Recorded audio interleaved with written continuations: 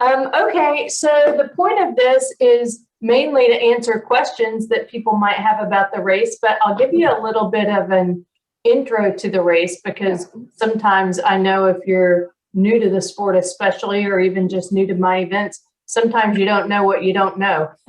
And so you feel like you're kind of going out on a limb to ask questions that maybe you feel like should be obvious or whatever. So let me give you just kind of an overview of what to expect.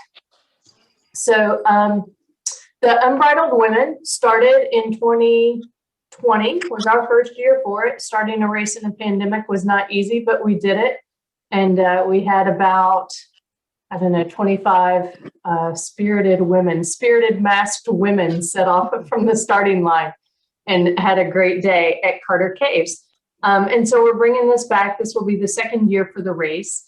And it's an 8-hour race. This year, we're moving it to a venue close to Carter Caves, but a little different, Greenbo Lake State Resort Park. And I can tell you that Greenbo, Jody, is where we had our first Women's Adventure Weekend. And what is really outstanding at Greenbo from my perspective for adventure racing is they've got some pretty fun mountain biking trails. They're multi-use trails, as all mountain biking trails in Kentucky are. They're multi-use, which means horse trails. And typically, you know, that means that they're not ideal for mountain biking, but Greenbo actually has some pretty nice mileage. Some of their trails up on this one ridge top are really pretty fun and fast, and so you'll have a good time.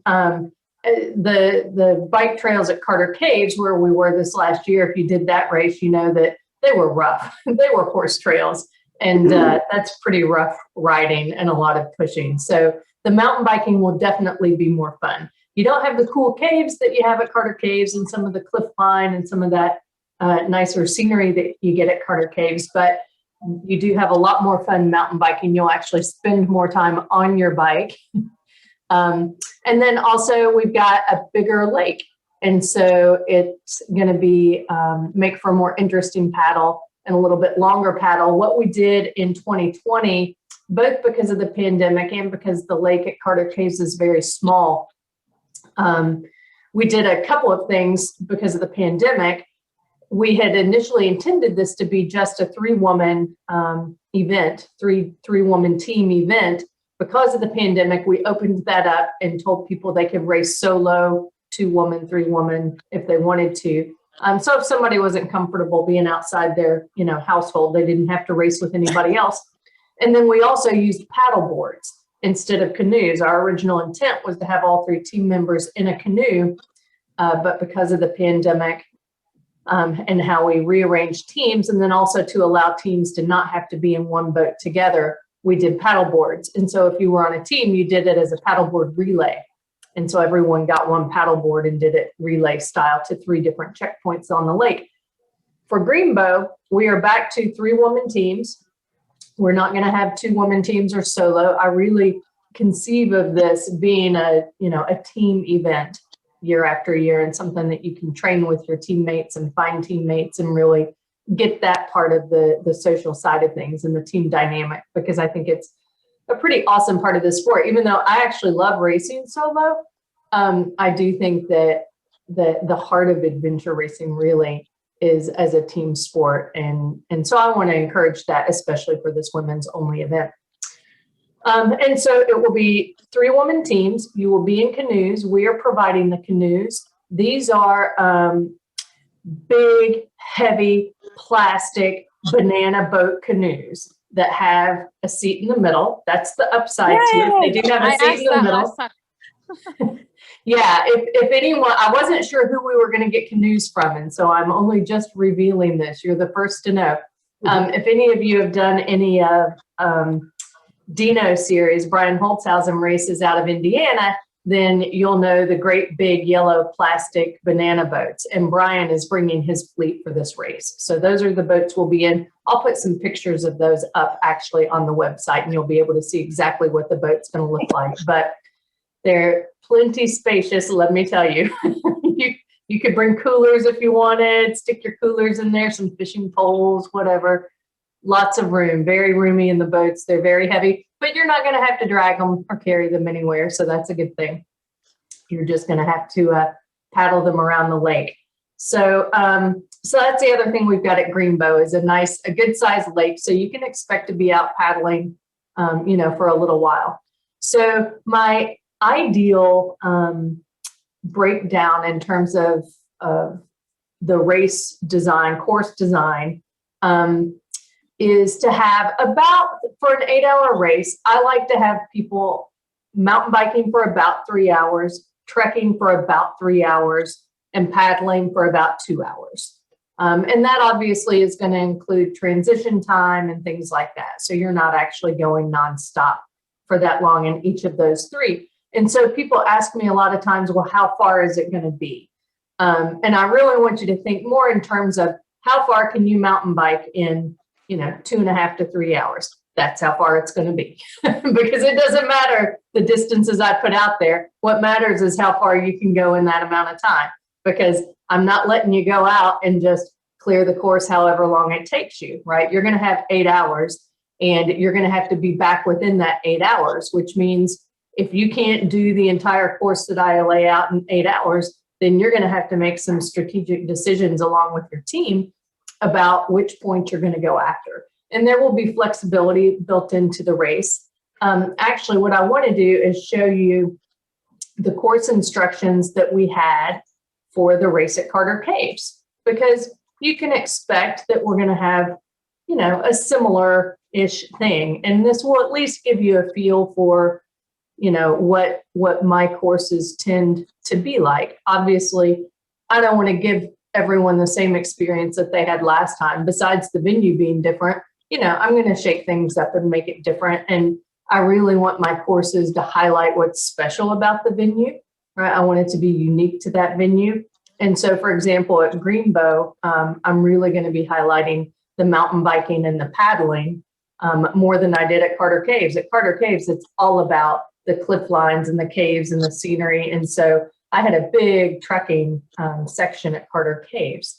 So, you know, this is going to be different in that respect, but this will at least give you an idea of what to expect in terms of course instructions and that sort of thing. So here are the instructions that people got for Carter Caves, 8 hours. So we start at 9 a.m., we finish at 5 p.m. And what that means is if you're not back by 5 p.m., you start to lose points. And so you'll see that how I have it set up is I have points allocated to each of the different legs. So in this case, we had a prologue. A prologue in adventure racing is a way that the race director sort of separates teams out at the start. And so, you know, for example, if you had a mountain biking leg at the very beginning of the race, you don't want to have a whole fleet of mountain bikes heading into a little single track trail at once, or, you know, paddling or whatever. You want to try to sort of spread teams out so that they're not on top of each other, they're not following each other. And that's all the more true in a pandemic, right? So you can expect there will be some kind of prologue at the start that's sort of a way to separate the faster teams from the slower teams and spread people out.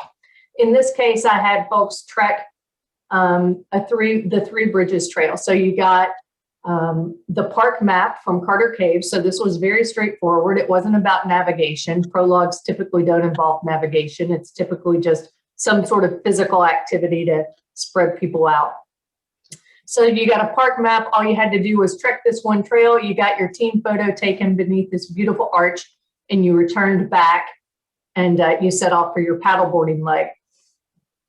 And that was worth 1 CP. So then CP is just checkpoint. So then you set off on leg 1, and this was the paddling CP. And again, this was a little unique because we did this paddleboard relay. So there were 3 checkpoints out on the lake, and all 3 of those checkpoints were mandatory. So I wanted people to go out and spend all of the time that you had to spend on the lake because it's a very small lake. So I wanted people to be out there on the lake that whole time. And so you got all 3 of those CPs. You come back and then you set off on your mountain biking leg. And you'll see we actually had 2 mountain biking legs at Carter Caves. I split those up. So the first mountain biking leg, we had 4 checkpoints, and these were mandatory. And the reason is because this particular mountain biking leg was very straightforward in terms of navigation. It was on some of the old golf course bike path. The golf course has been retired at Carter Caves, and the cart paths have been turned into trails. So, you know, it was very beginner friendly mountain biking, and then some that was just on the park roads. So this was all pretty beginner friendly mountain biking. It was a great way for those beginner teams who aren't very experienced mountain bikers to get out and get a good mountain biking experience without being demoralized on some of the harder technical trails at Carter Caves. Now, we did have one solo beginner who was very ambitious, and she actually got turned around and she ended up going on the second mountain biking leg first. And she spent many, many hours on this mountain biking leg down here. And she called me from checkpoint 19 and said, "Can I still be official if I finish from here?"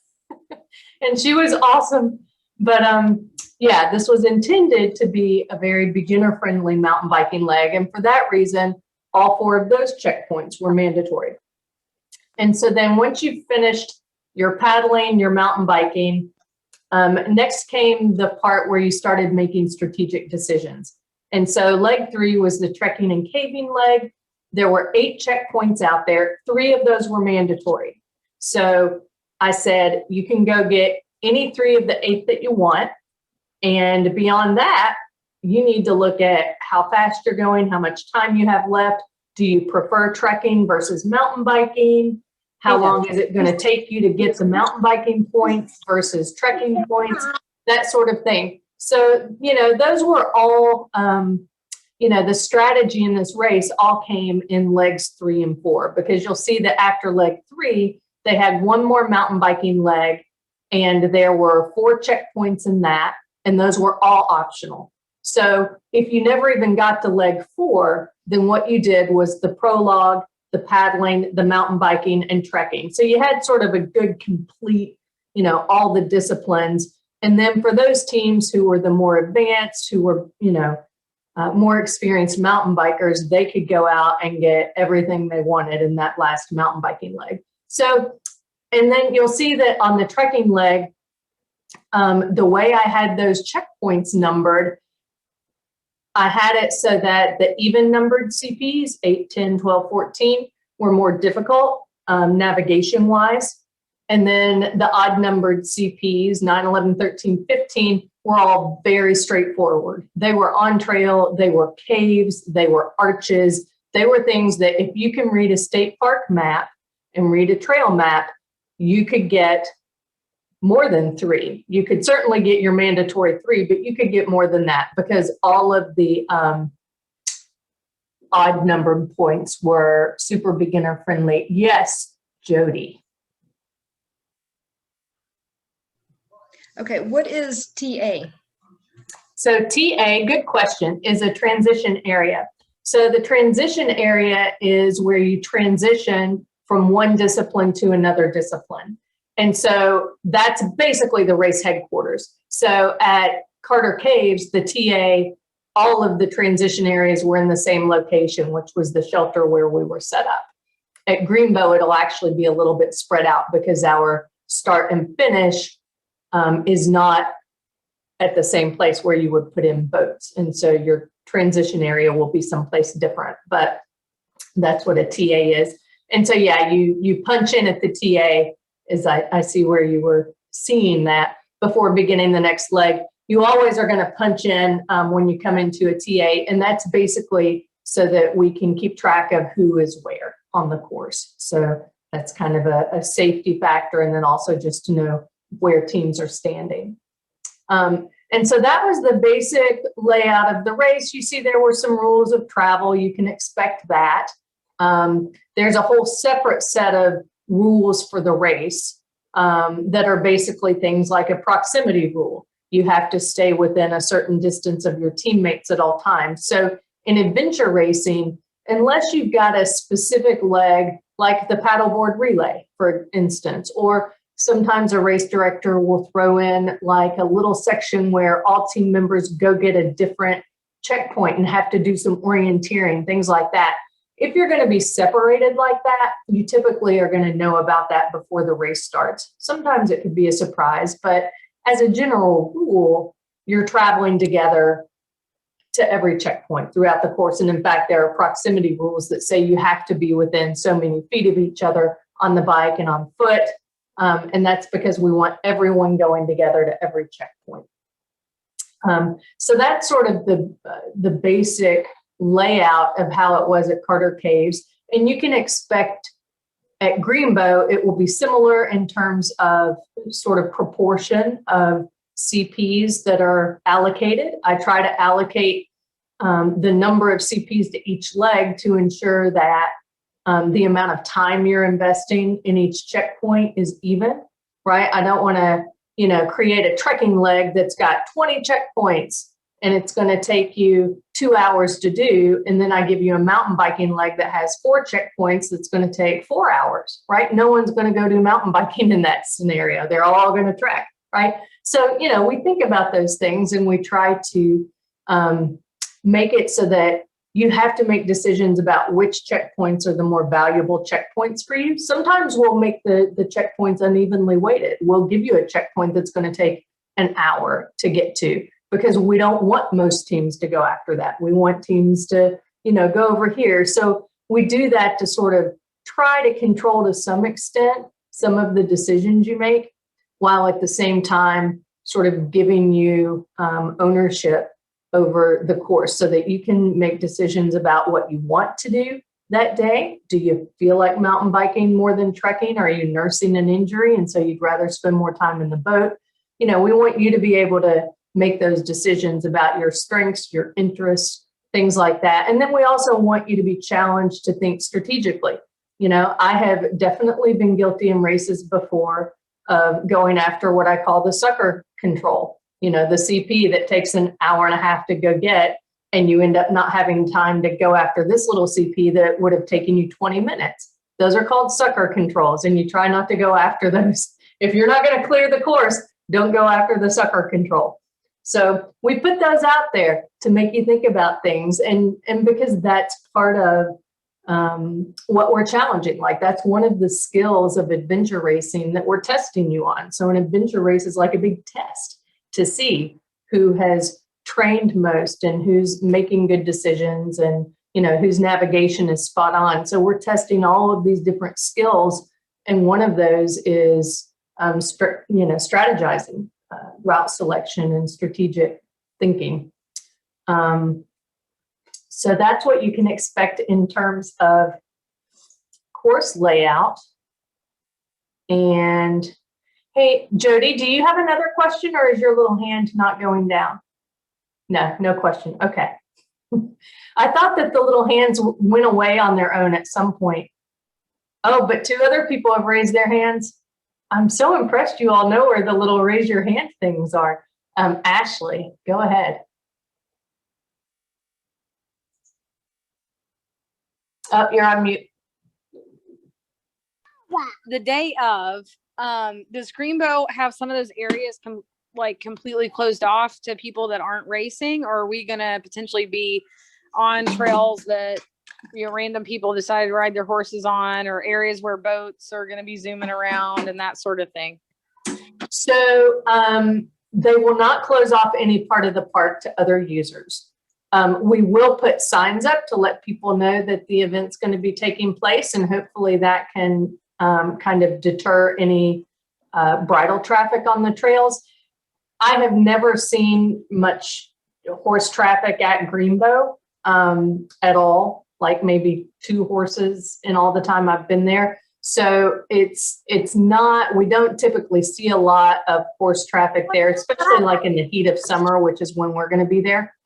As far as the lake goes, it's a small enough lake that I think there probably is a limit on horsepower. Even if there wasn't, no one's taking big horsepower boats on this lake. The only type of motorboat you see on this lake would be like a pontoon boat. it's a small enough lake, nobody's going fast. So you don't need to worry at all about traffic on the lake. In fact, this lake is so pristine that they have a designated scuba diving area right outside the lodge. So it's a super clean, super quiet lake. It's really nice. Good. I don't think I've been there, but I do think I recall seeing something about it's basically all no wake. I just forgotten that I'd seen that in the past. Yeah. So. Yeah. It's a really nice lake. Jody. Okay. What is the date of this super exciting event again? June 26th. Right. I'm writing it down. I'm taking all my notes. Okay. Excellent. Did someone else raise a hand? No. Okay. So the next thing I'm going to show you and talk about a little bit is going to be the gear list. So this is on our website. Our website is unbridledwomenar.com. And you'll find the schedule there too, Jody, right there. And here's our gear list. So the gear list, you see, we break it down into a few different categories. We've got mandatory individual gear. So that means that every racer needs to be carrying this gear. Now, I say that every racer needs to have this gear available to her. It's fine if your teammate carries your gear for you. In fact, I strongly encourage it. I've got a teammate who is much stronger and faster and fitter than I am, and she carries all of my gear except for my water and my food. There's very little of my own gear I carry because there's no sense in both of us being slowed down when she's happy to get the extra training and I'm happy to let her have it. So I say mandatory individual gear. All that means is you need to have 3 knives with you. I do want your whistle to be on your pack, but your headlamp, for instance, there's no reason you can't have a teammate carrying your headlamp for you, but you need to each have a headlamp available to you. And then you've got mandatory team gear. What that means is between the 3 of you, you just need to have 1 each of those. So mandatory team gear. Mandatory bike gear, and you'll see I've got this broken down per racer and then per team. Now, I should mention, I'm actually not really sure why I've only got a spare bike tube per team. I will tell you that I would strongly recommend that each of you have her own spare bike tube. You know, I probably said I only am going to require it per team because you're never so far away from civilization on these bike trails that you couldn't get out. With that in mind, consider that what I've put on this gear list is what I consider sort of bare necessities. Like these are more related to safety and making sure that you've got what you need to take care of yourself if something happens out there. This is certainly not everything you should have with you, right? And so, you know, when I say, okay, I'm good if you only have 1 spare bike tube for the team, doesn't mean that's what I would recommend. It just means that's what I'm going to require. If I were you, I would not go out on a bike ride without your own spare tube. And that's particularly true if your tubes don't fit in your teammates' tires. So if you're running, you know, 29-inch tires and your teammate's running 26-inch tires, you definitely both need to have your own spare tubes. As far as paddle gear goes, so we're providing boats, as I mentioned. We'll also be providing paddles with the boats. The paddles that are provided, the rental paddles are rental paddles. They're canoe paddles. They're plastic. They're heavy. They're horrible. If you have your own paddle, I strongly suggest you bring it. PFDs, you can bring your own PFD if you want. If you don't, you're going to get standard issue, you know, big bulky rental PFDs. So you can bring your own PFD and your own paddle if you want to. You can use those. You're not going to have to carry them anywhere far. If you do, it won't be far. If not, then the rentals are available and that's fine. For people who are new to AR, just so you're not surprised, you know, I don't want you to go out and buy a super fancy lightweight canoe paddle and then get to this race and find out that all these other racers are using kayak paddles and they're much faster. If you're really proficient with canoe paddles, then canoe paddles are faster for you. If you're not proficient with any kind of paddle, try a kayak paddle, even in the canoe, because they're faster. Again, unless you're very proficient with a canoe paddle, a kayak paddle is faster because you've got 2 blades in the water. So you've got a blade in the water more frequently. And you'll see that if you watch adventure racing, any adventure racing videos out there, you'll see that all of the top teams are going to have, 3 in the boat. They're all using kayak paddles. They're in tandem, and it's a beautiful thing to watch. So that's the paddle gear. That's the bike gear. You'll see we've got some prohibited items, things that people tend to have questions about.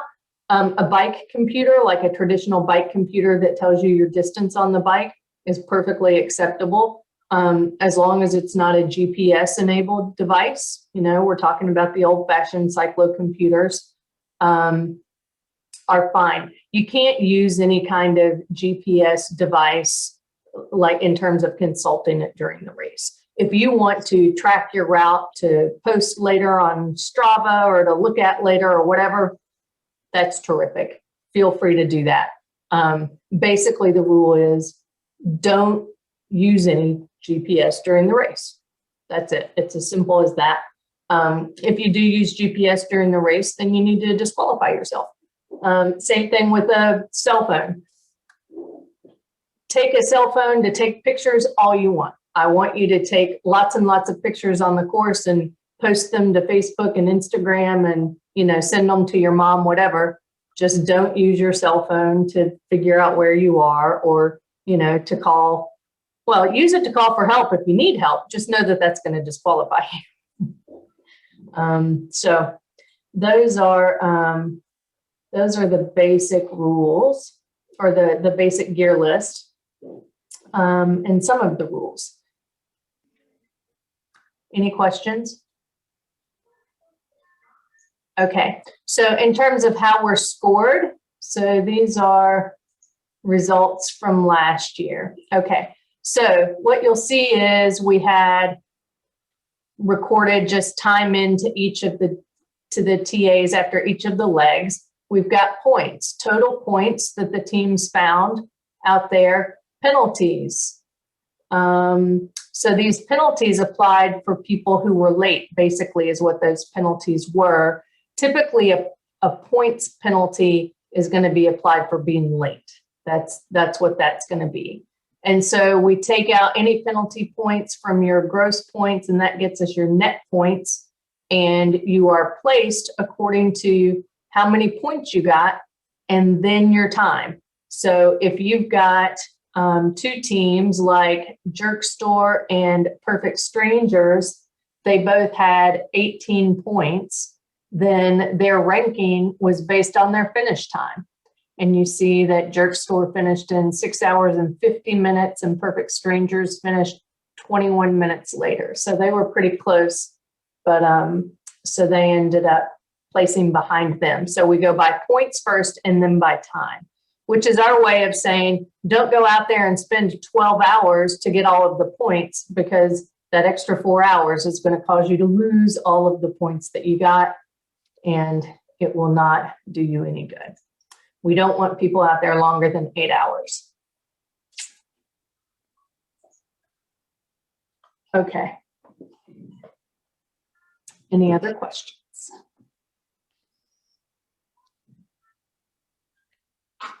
I have a question. Okay.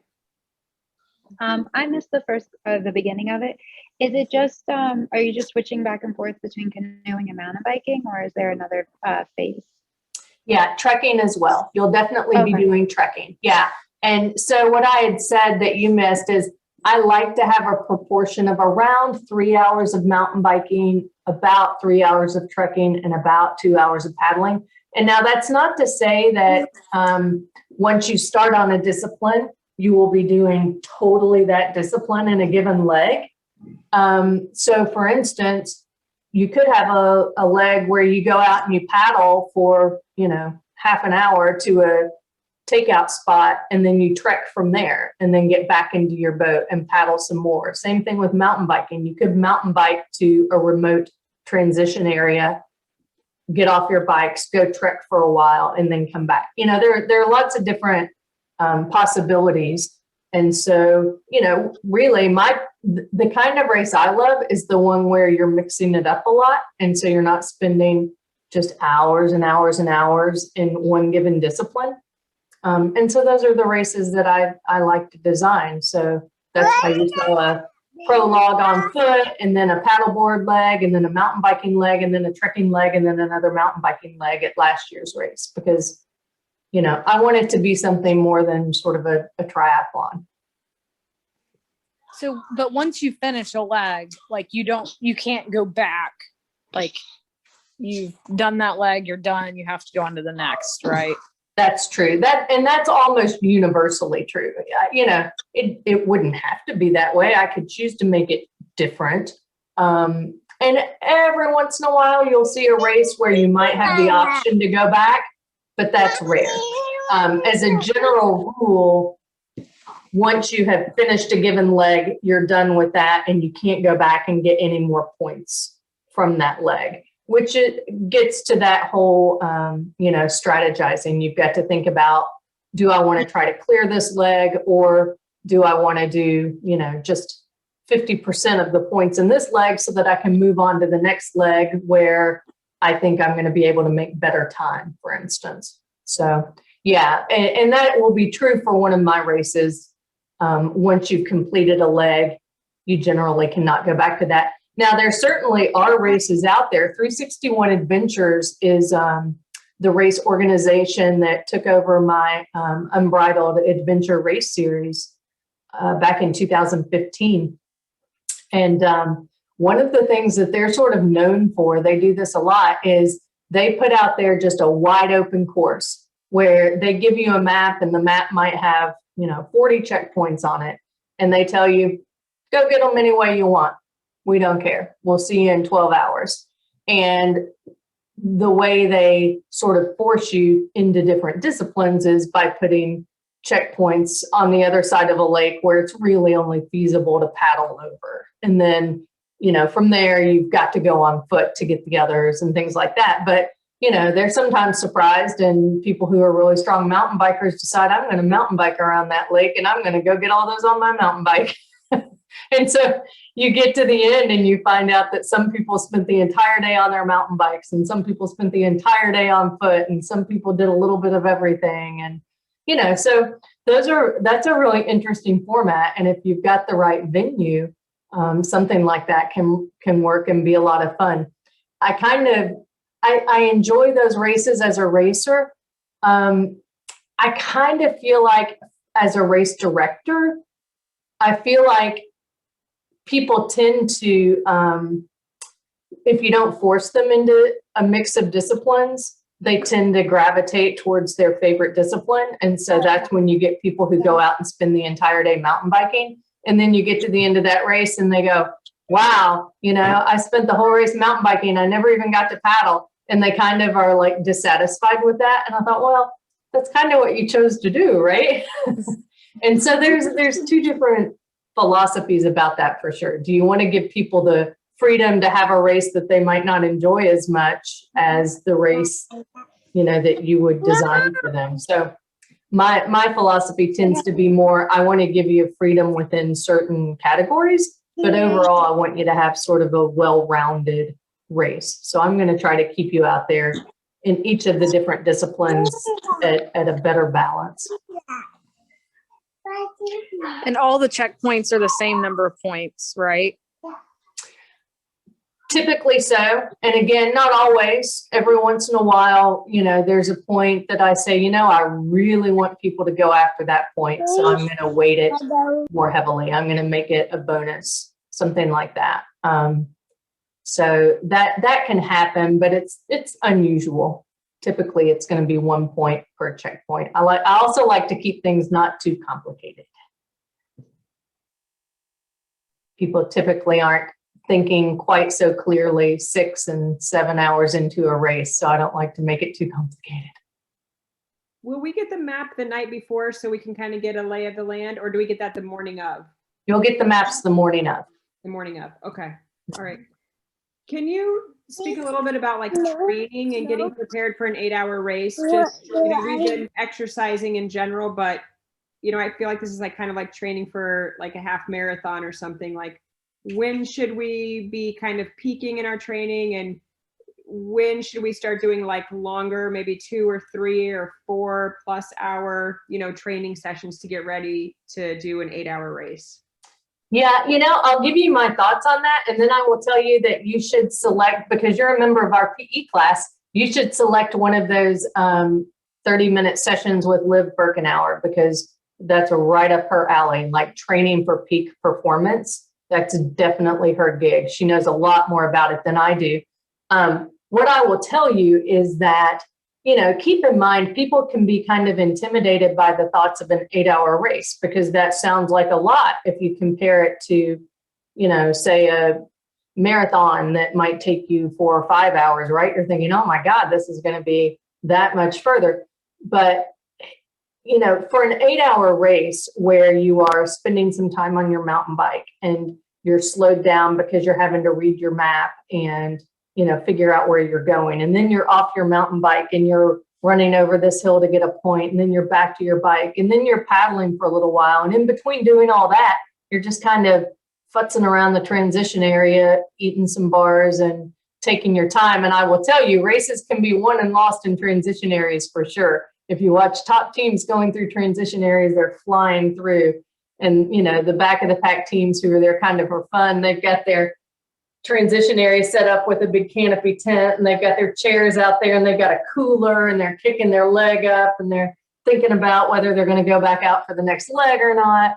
So you see a whole gamut of people. But, you know, so depending on where you fall within that in terms of your goals, you know, you are not going at hard race pace for 8 hours, right? So it's definitely a matter of pacing yourself. And I would suggest to you that if you can, you know, run a 10K and bike for 15 to 20 miles and paddle for an hour at a time in training, then you can come complete this race. That doesn't mean you're going to be competitive in this race, but you can definitely come finish this race. Like a woman with, I'm not going to say average fitness, because I mean, in the US, average fitness is pitiful, but you know, any woman on this call, and most of the women that you know that you might go out for a bike ride with, can finish this race. To be competitive in this race, you need to be thinking about, you know, training with a pack on. First of all, that's my biggest tip. When people want a tip for training for adventure racing, the very first thing I tell them is train with a pack on. For our PE class time trial yesterday, I did an hour on the treadmill, and I put a 15-pound dumbbell in my backpack, and my shoulders right here are so sore today. It's unbelievable. And the very first adventure race I did, and this is why this is always the first thing I tell people, I was in such great shape. I was running all the time. I was doing marathons. I was like at the peak of my fitness of my whole adult life. The first adventure race I did, it was a 12-hour race. And the thing that I thought was going to cripple me was my back and my shoulders, because I hadn't trained with a pack on. You know, most of the things that running marathons, you're not wearing a pack on your back. So that was what gave out on me. And my back hurt so bad after that race. So I tell people, train with a pack on. It's incredible what a difference it makes to having that on. And then having a good fitting pack, of course, is so important. Part of the reason my shoulders hurt so much is because I grabbed the first pack that I saw hanging on our thing, and it was my husband's backpack. And I knew it when I grabbed it, and I still just was in a hurry. So I threw the thing in there and put it on, and I cinched it up, and my shoulders are killing me. So having a good fitting backpack. In terms of, you know, at what point you should be training, you know, if you listen to Liv's from PE class last year, we had a video that was about the taper. And so we talked about sort of those last 2 to 3 weeks. And I will tell you, I can tell you everything that was said in that video in like 14 seconds and save yourself the time watching it. by 2 weeks prior to the race, it's too late for you to do anything that's going to be of any use. So just relax and take it easy. So, I mean, it was literally that, like, look, if you haven't put the time in 2 weeks before the race, don't try now, because all you're going to do is hurt yourself. So definitely be looking at the 2 months out, 3 months out, where we are now, 4 months out, in terms of trying to get in those miles. And, you know, I think the most important thing really is just getting in the miles, you know, getting in the base miles on your feet and on your saddle. You know, because a lot of what adventure racing is the mental game of persevering when things start to get really uncomfortable. And, you know, for most people, the things that start to get really uncomfortable are the things that they haven't been training on, right? So if you've not been trekking a lot, it's your feet that start to rub and get blisters and start to get tender. If you've not been on your bike, which is always my downfall because I spend a lot more time orienteering and not enough time on the bike, it's not that I'm like, you know, my muscles are tired from the biking. It's my saddle, like, hurts from sitting on my bike seat. So that when I say not training, I mean sort of just the physical time in the saddle. So getting your back used to having a pack on it, getting your, you know, saddle used to sitting on a saddle for a long time, getting your feet used to being, you know, in shoes and on your feet for hours at a time. With paddling, you know, it's the blisters and your arms get pumped and start to wear out so quickly. So it's really just getting, once you've got that good base down and just putting in the miles, you know, I think that's a lot more important than being like super dialed in with peak training and things like that. You know, but I would say that by a month prior to the race, so say by Memorial Day weekend, you know, I think that you need to be at a point where you could go out on a Saturday and spend, you know, 6 hours, right? You don't have to go out and do even 8 hours. Adrenaline's going to get you through the last 2 hours, but you need to be able to go out and, you know, bike and trek and paddle on the move for 6 hours. And you don't have to be going fast. You just need to be on the move for 6 solid hours a month out from this race, you know, and leading up to that, then you just kind of work back from that. So, you know, by the 1st of May, you need to be able to do 4 hours nonstop, which means 1st of April, you need to be doing 2-hour workouts, you know, so you kind of look at your goal race at 8 hours and you take out your taper because you don't get to count those weeks. And then you just start backing it up from there. You know, so I think that if by Memorial Day weekend, you can go out and you can trek for 2 hours and then go get on your bike for 2 hours and you can go, you know, paddle for an hour, you'll be ready for this race by June, no problem. And if you can do all those things, you know, at a pretty good pace and not have to spend a lot of time in transition between them, you could win this race.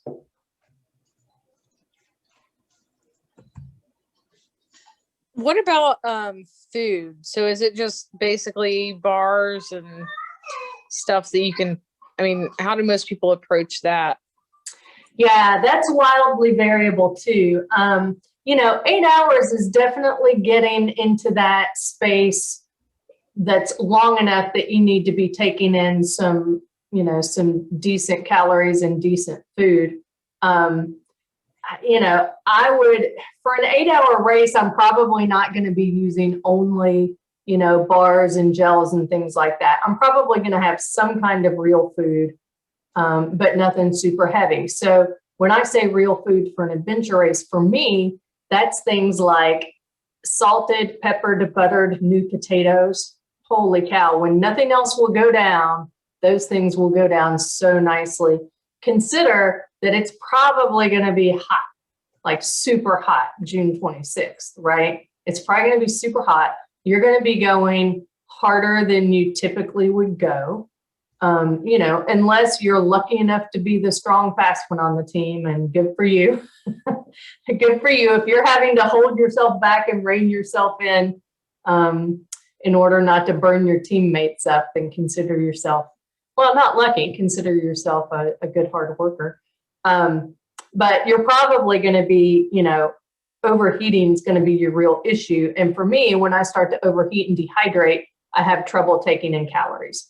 And so I'm going to be looking for things that are going to be like super simple to process and something that I'm going to want to eat when I don't want to eat, right? Because that's the thing, when you get dehydrated and you start to bonk, you just can't stand the thoughts of putting another bite in your mouth, and like you can't chew a bar, right? When that happens, the things that I can still eat are, buttered potatoes, little cheese raviolis with some butter and salt and pepper. And notice I keep saying salt on all these things. There's a reason for that, right? We tend to rely on those bars and all those things. And oh my God, the sweet bars when you're feeling dehydrated are so horrible, and your body's wanting salt and craving salt. So things like barbecue Fritos. I also go for all of the things that I would never eat, during the week, like during normal times. Those are the things I get to eat when I'm racing. And so I look forward to them and I want to eat them. And so that's really what you should eat, is things that you want to eat. So like Pop-Tarts. I love Pop-Tarts in a race. Barbecue Fritos, fabulous. I'm sure I look like, an 8th grade boy when I walk through the grocery store the night before an adventure race, because I'm like getting every piece of junk food that I would never eat at normal times. Peanut butter and honey sandwiches on bagel, those pack really nice. And now that is something I eat all the time, but those pack really nicely. Anything on a bagel that you can pack and compress into a Ziploc works really well. But you're going to want to definitely watch out for your salt intake and electrolytes in June. And of course, the biggest thing is to keep drinking. For an 8-hour race, if you are a little bit under nourished, if you don't have quite as many calories as you need, you're probably still going to make it to the end. But if you get dehydrated, you're going to be in big trouble. So the biggest, most important thing is to make sure that you're taking care of your drinking and you're making yourself drink enough as you go. And again, what I do with that, because I'm not great at drinking water, I make sure I have stuff I want to drink too. So I take Mountain Dew, lemonade. I put water in my pack. I always want water in my hydration bladder. But then back at the transition area, I'm going to have a cooler, and I'm going to have all the things I want to drink in that cooler. So you mentioned ravioli and potatoes. So what are you doing, like a jet boil or something back at the transition area? How do you cook those things? They're just already cooked, and I just put them in a Ziploc bag. They're not going to go bad. So you just do it cold. Yeah. I just eat them cold. They're delicious cold. Oh. Or, backpack temperature. After you've been running around the woods for 6 hours and you've had them sitting on your back, they're probably going to be warm. Body temperature. All right, I have a question. Okay, so the 2020 race that you did, out of curiosity, were there any teams or solos or anybody that didn't finish? Or did everybody come in? No, we had 2 teams that were unofficial finishers because they did not get all of the mandatory points. One was the solo woman who was brand new, and she ended up getting lost on the mountain biking leg. So she didn't get all of the mandatory.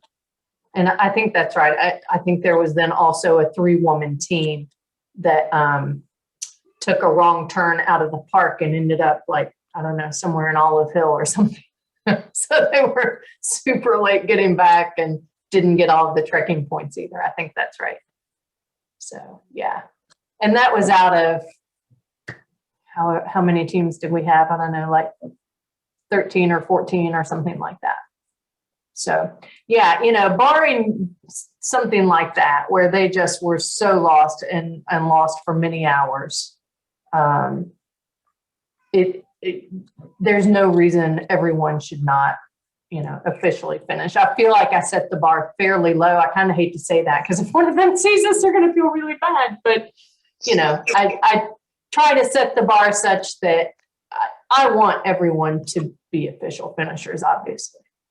My other question is, do you ever hook up newbies such as myself with veterans? Absolutely. Yeah. One of the reasons, well, the reason that I started this race was because I want to get more women into adventure racing. And part of that is doing some matchmaking and getting teams together. I'm glad you said that, because that reminds me, one of the things that I wanted to tell you all, because I know there's been some confusion sort of about where to find information and what is what. And so I just kind of want to clarify what all these different pieces are that I'm behind. So Flying Squirrel Adventures is just the name of the adventure race company that I started in 2003. I started racing in 2002, and I put on my first race in 2003, and that eventually evolved into Flying Squirrel Adventures. And so I put on adventure races for 12 years, 13 years before I turned the Unbridled series, which was a series of adventure races, not women specific, in Kentucky State Parks, over to 361 Adventures. And so then they've been putting those on since 2015. And I kind of retired from directing adventure races. At that point, I had directed, I don't know, probably close to 50 races maybe. And I was the race director for the U.S. Adventure Racing National Championship. We had that in Kentucky twice, once in 2011 and once in 2015. And I was the race director for that. And so I've been involved with the U.S. Adventure Racing Association as sort of a course consultant. So each year when they have nationals, a different race director puts that on at a different part of the country. And so I'm the person with the USARA who sort of serves as a liaison between the race director and the national body. And so I sort of consult with them on the courses and, just kind of make sure that everything's sort of what we expect and things like that. And just serve as sort of an advisor on the course design and make sure checkpoints are where they're supposed to be and that sort of thing. So I've been involved with the national championship since 2010 in that capacity. And when they opened up the national championship to male teams, it was always a co-ed race forever and ever. And they had these male teams complaining that they couldn't get females, or their wives didn't like them racing with females, or for whatever reason, they couldn't put together a co-ed team. So they wanted male teams to be able to compete at nationals. So they opened it up and created what they just called an open category that didn't have to be co-ed. And so for a couple of years, I go to nationals and I see all of these, 3-man teams racing nationals. And now they're getting the title of, U.S. men's national champions. And I was like, well, why isn't there a women's national champion? Why do we not have all female teams coming to nationals? So that's when I started the Women of AR campaign. So if you've seen on Facebook, Women of AR, that's a campaign that I started to create scholarships for all female teams to go to nationals. I basically said, if you're an all female team and you qualify and you go to nationals, we'll give you $300 towards your entry fee. $300 towards your entry fee. And so we got 4 women to go that first year that we set up that campaign, just by putting that scholarship out there. And it wasn't even necessarily that these women needed the money, right? I mean, they probably could have all afforded to go without the money. I'm sure it's helpful for a lot of people, and that's great. But what it really did was sort of plant the seed of women thinking, why don't we have women's teams at nationals, right? Bye, Amy. And so we had 4 teams that year. The next year we had 5. The year after that we had 5, and then COVID hit and we didn't have nationals, had virtual nationals. So that's what the Women of AR campaign is. So Women of AR campaign is just sort of this broader campaign whose mission is to get more women into adventure racing. And then as we thought about we were plateauing with trying to get teams to the national level, we realized, well, part of the problem is because we're drawing from such a small pool of all women teams. How do we get more women into racing now? And so that's when I said, well, we need to put on an all women's race, because, we got women to think about going to nationals by making it a thing. Now let's get women to think about adventure racing by making it a thing. And so that's why I started the Unbridled Women race last year. So if you go on Facebook, I had this sort of single page that was the Women of AR campaign, but it was sort of with the Unbridled Women adventure race. The two were kind of conflated in there.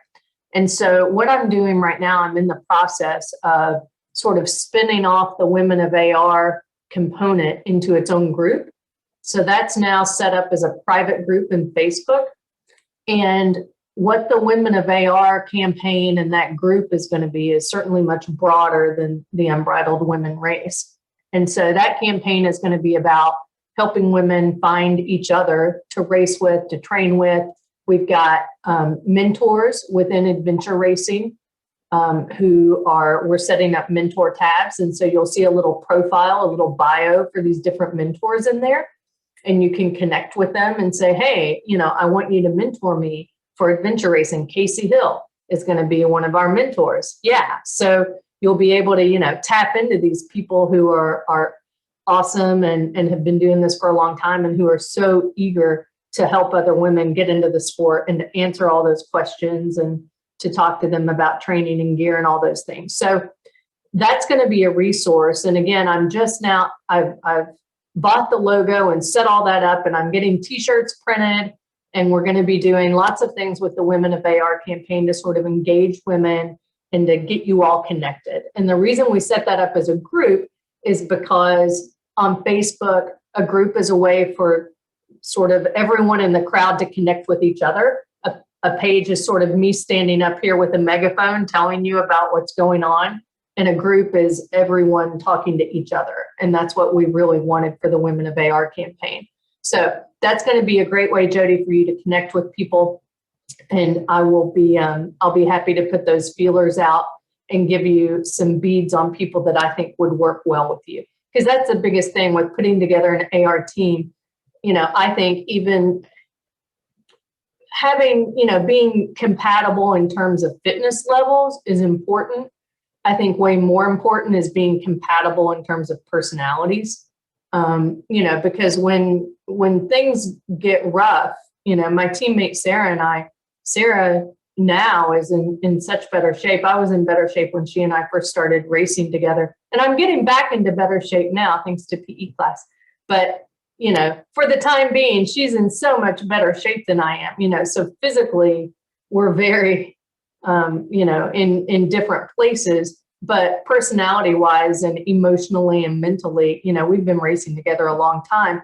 And, the fact is when things get super tough, I know that she's going to, tow me and pull me and push me and do whatever she's got to do to get me across the finish line. And so that's why we work well together as a team, because we love each other is what it boils down to.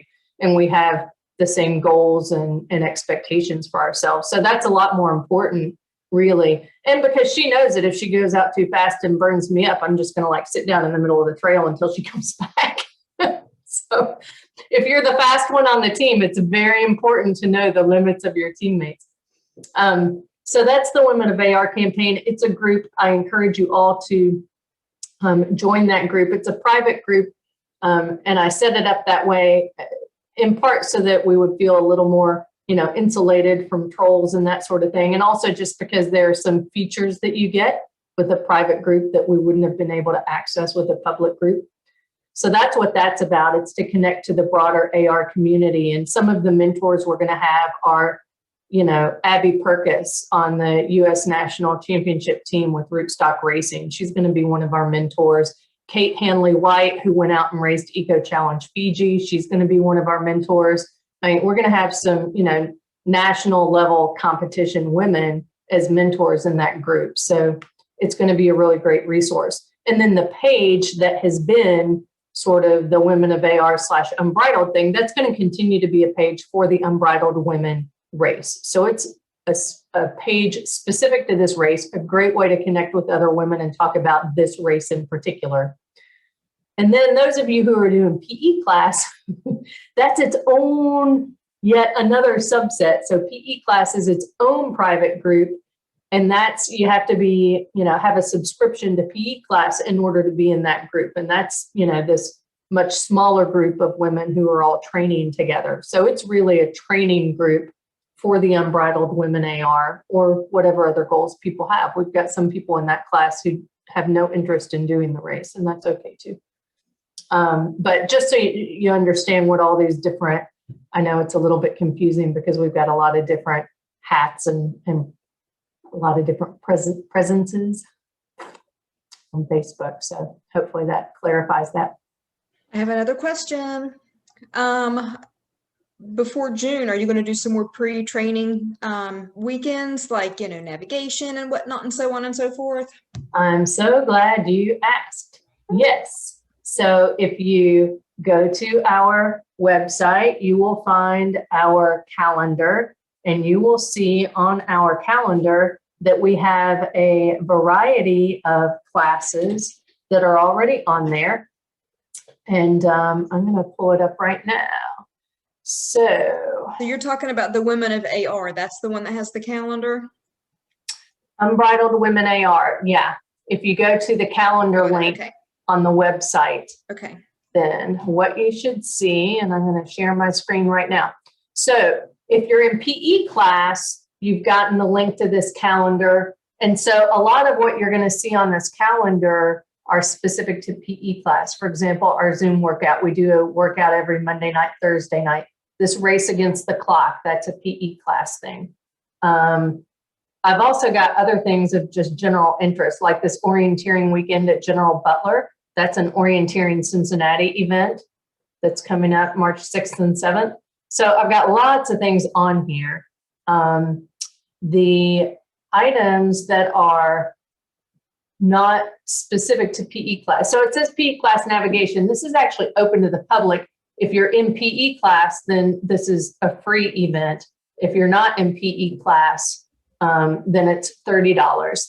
And that covers your maps and all of that sort of thing. So basically PE class is $30 a month, and you get these workouts and all these other resources and things. And then we also have these in-person events. If you're in PE class, these are either free or discounted, but we're going to open them up to the public. If other people want to come, you're welcome to come. It's just going to be $30.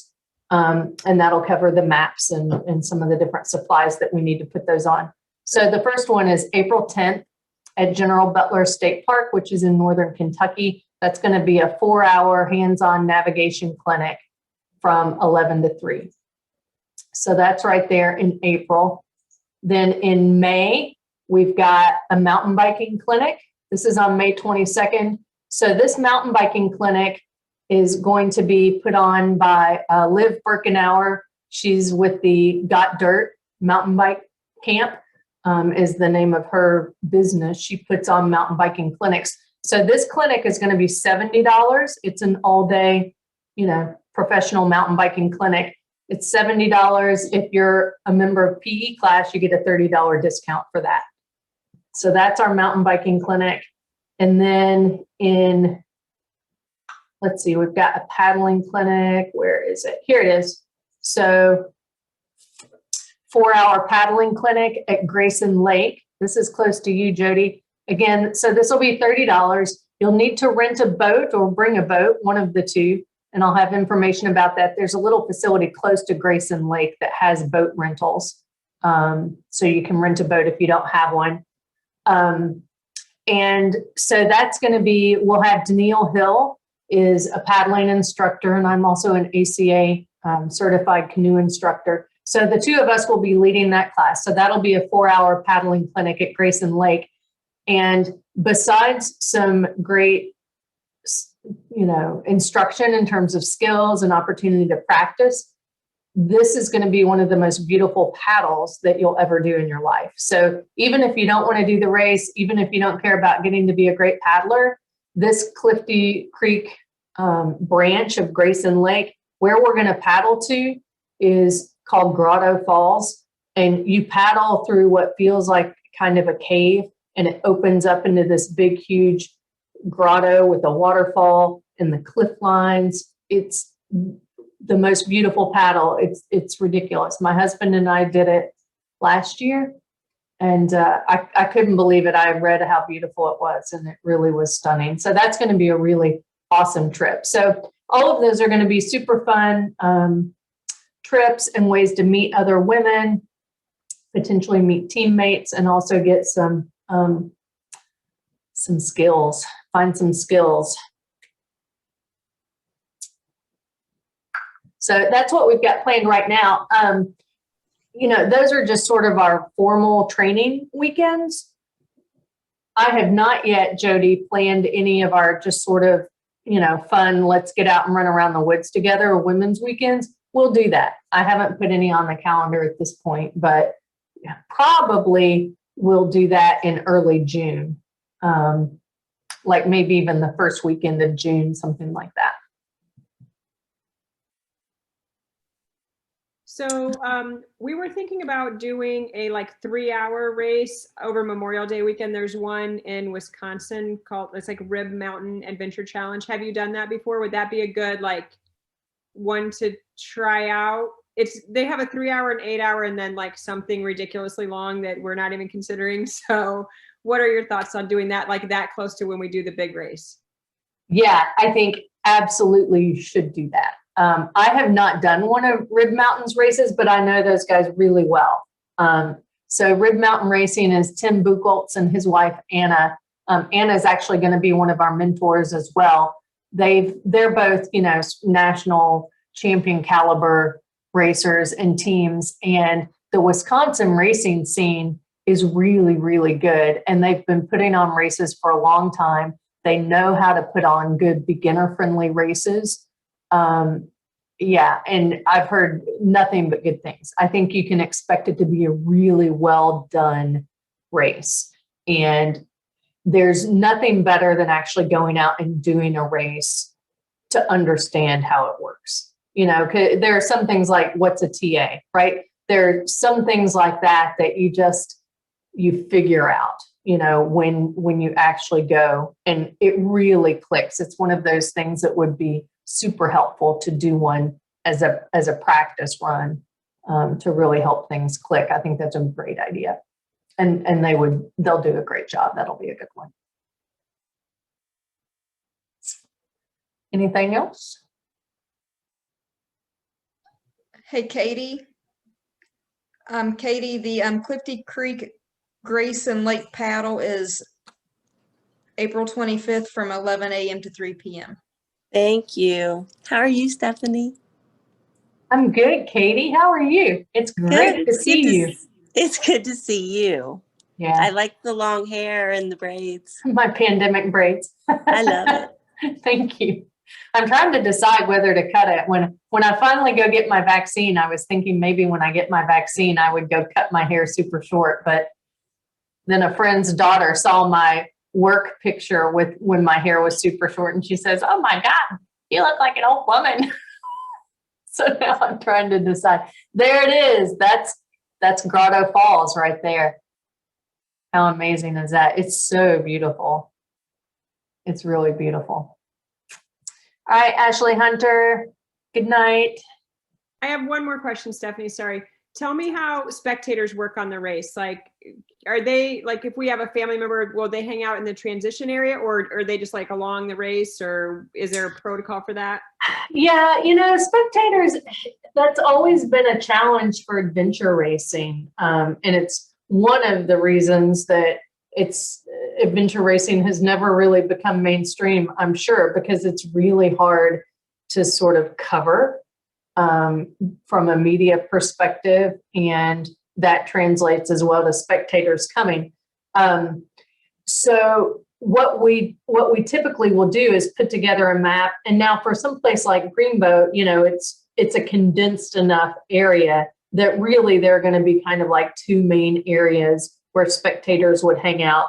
And what they would do is kind of see you coming in and out of transition areas, you know, and we'll identify points along the course if we think they're sort of good viewing spots. And so what we typically do is we'll have a spectator map that'll just be a basic park map that's easy for them to read. And it will identify, you know, the start, the finish, the transition areas. And then I try to identify any good spots that I think would be good for spectating, for them to be able to see. But yeah, you know, I'll be honest with you, it's hard my mom came to my very first adventure race at Carter Caves. And of course, I was out for hours and hours and hours, and what should have taken like 2 or 3 hours. Everyone else came and went, and she stood there at the lodge with her camera waiting for me the whole time. And like I come in 14 hours after the race started, it was a 12-hour race, and she's crying and she's like, I didn't think you were ever coming back. So that was her experience spectating my first race. She like didn't see me for 14 hours and thought I was dead. But I probably had bitten off more than I could chew. It was not a beginner friendly race, and it was 12 hours, and I was doing it solo, and there were lots of not good things about it. But yeah, so, we strongly encourage people to bring family. There are always things that are pretty cool at the state parks for families to do, while you're out racing. If there's, a leg where you're going to be gone for 2 or 3 hours, you give them a hug in the transition area and say, hey, go hike this trail and be back in a couple of hours. That's kind of how it typically goes.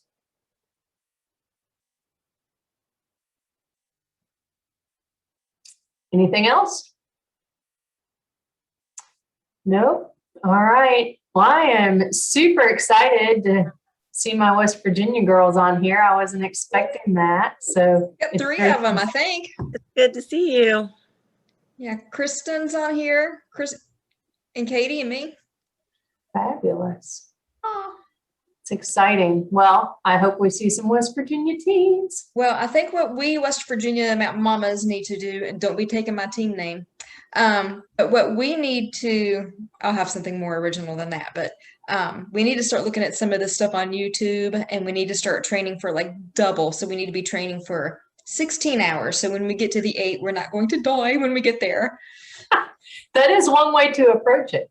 Yeah. Go even further than the race will require, and then it just feels easy.